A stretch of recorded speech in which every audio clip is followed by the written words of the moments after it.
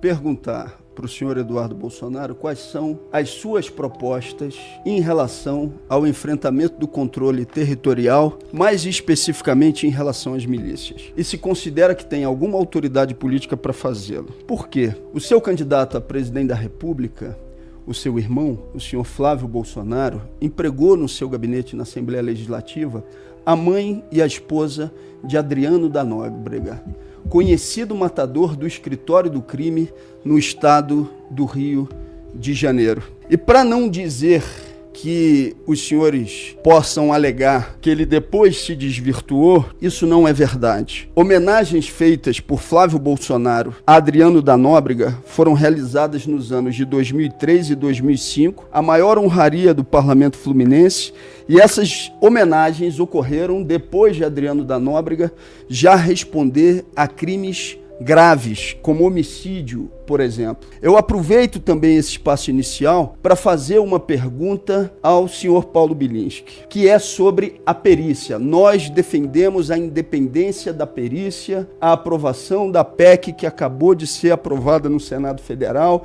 garantindo autonomia financeira, garantindo autonomia administrativa, para que casos como ocorreu da senhora Priscila, onde o senhor passou pelo hospital sem realizar a tempo o exame residográfico, enquanto ela teve o exame e o senhor não teve, deixaram para fazer o exame mais de 24 horas depois, para que isso não aconteça, para que assassinatos, homicídios não deixem de ter a responsabilização dos agentes que os cometeram.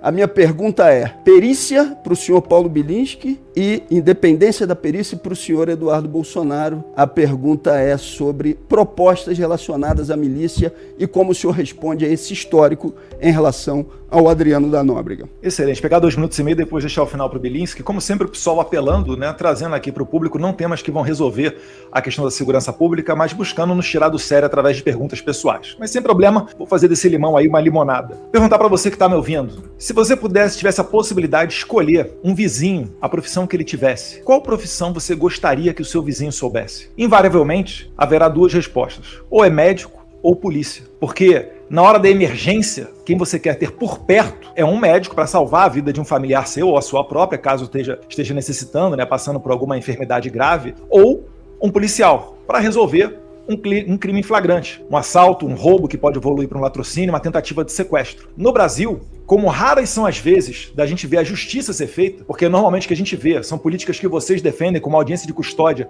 que soltam em 24 horas presos em flagrante, se recusando a votar o meu projeto, que é o mais antigo do Congresso brasileiro, para revogar essa coisa esdrúxula chamada audiência de custódia, vocês acabam por permitir que essas pessoas retornem ao convívio social. E nunca é feito justiça. Então, quando um policial reage a um assalto e mata o bandido, a população aplaude. Em bom português, o povo brasileiro gosta de polícia que mata bandido, porque é uma das raras vezes que você vê a justiça ser feita nesse país. Porque a justiça não é feita quando você prende o bandido, porque ninguém acha que ele vai ficar muito tempo preso na cadeia. Isso é verdade. Todo dia a polícia prende criminoso com aquela ficha criminal que dá a volta no quarteirão. Então assim era o Adriano que você se referiu, Glauber. E ele foi condecorado, vejam só, em 2003, e depois você diz que a conduta dele em 2018, 2019, se não me engano, você quer atribuir ao Flávio Bolsonaro. Isso daí é baixo, é vil.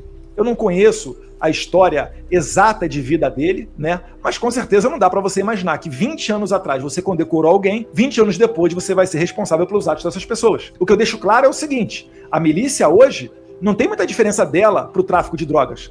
E o Rio de Janeiro está sofrendo com isso, cada vez mais com achaque, né, com extorsões, que era o principal problema, por exemplo, de El Salvador. E eu acho que sim, que a milícia, igual o Comando Vermelho, o Terceiro Comando e o PCC, tem que ser combatidos. Mas não é deixando eles fora da cadeia ou achando que eles são vítimas da sociedade, como você e o pessoal do seu partido faz. Glauber, em maio de 2020, eu fui vítima de uma tentativa de homicídio. Eu tomei 6 tiros. Eu fiquei internado na UTI por 11 dias. Os disparos pegaram no meu braço direito, no meu peito, perfurando meu pulmão, meu diafragma, meu fígado. Penetraram a minha perna esquerda, o meu acetábulo direito. Na mão, eu tomei 2 tiros tentando desarmar a pessoa que estava atirando em mim. O que você fez aqui é extremamente baixo. é lixo, é o chorume que você representa. Se você tivesse o mínimo de comprometimento com a realidade, você teria estudado o caso e saberia, por exemplo, que em nenhum momento eu constei como investigado. O tempo todo,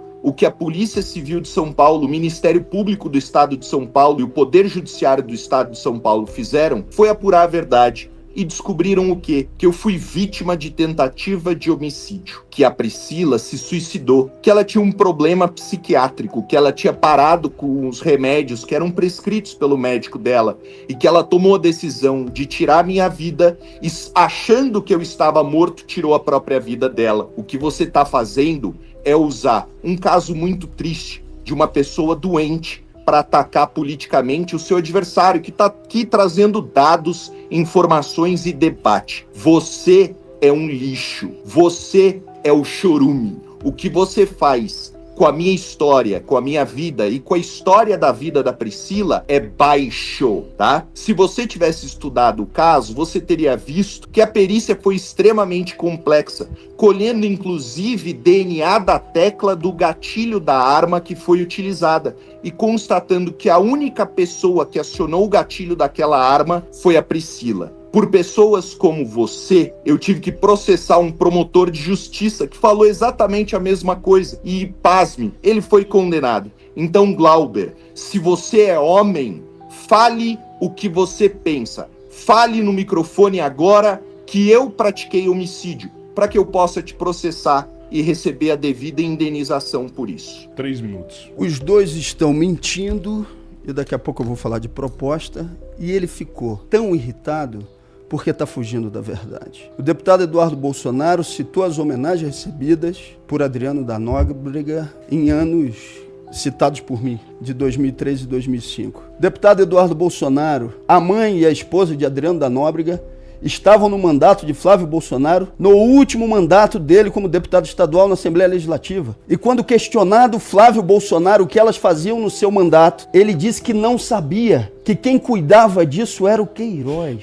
Como é que alguém tem no seu mandato 2 pessoas que não sabe o que elas fazem e diz que quem tem que cuidar disso é o parceiro de um matador de aluguel conhecido do escritório do crime no estado do Rio de Janeiro? A relação da sua família com as milícias e com o grupo de matadores é evidente. O deputado Paulo Bilinski ficou tão irritado com a pergunta feita que não falou sobre a independência da perícia. Nós defendemos a independência da perícia e defendemos para que não aconteça o que aconteceu nesse caso, onde a sua mão não foi periciada por um exame de resíduo como deveria ter feito, no tempo adequado.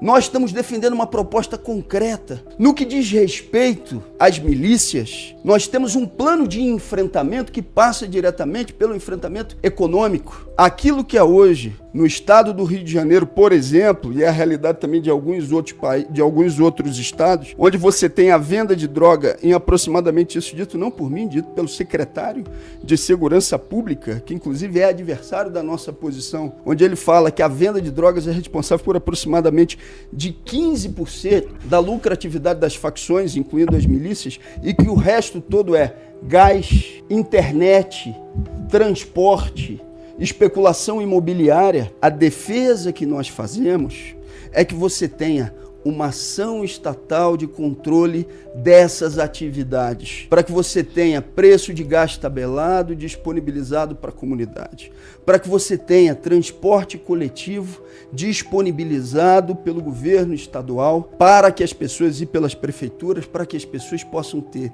acesso a transporte e não fiquem dependentes daquilo que é realizado pelas milícias, que você possa ter sinal de internet gratuito na comunidade, porque isso diminui o poder econômico, a grana, o dinheiro, inclusive para compra e para o tráfico de armas. Essa é a nossa defesa. Os dois não responderam a pergunta porque ficaram desestabilizados e nervosos porque estão mentindo. Glauber, você mostrou que você é bem burrinho. O exame residográfico ele pode ser realizado a qualquer momento, mas foi realizado, no meu caso, a pedido da perícia, o exame de DNA da tecla de gatilho. Então você estuda um pouquinho sobre exame residográfico, você vai perceber que ele não é uma técnica atualizada para disparos realizados com pistolas. E pesquisa sobre o DNA na tecla de gatilho. Deixa de ser burrinho e seja macho para falar que eu matei a Priscila aqui no podcast para você ser processado.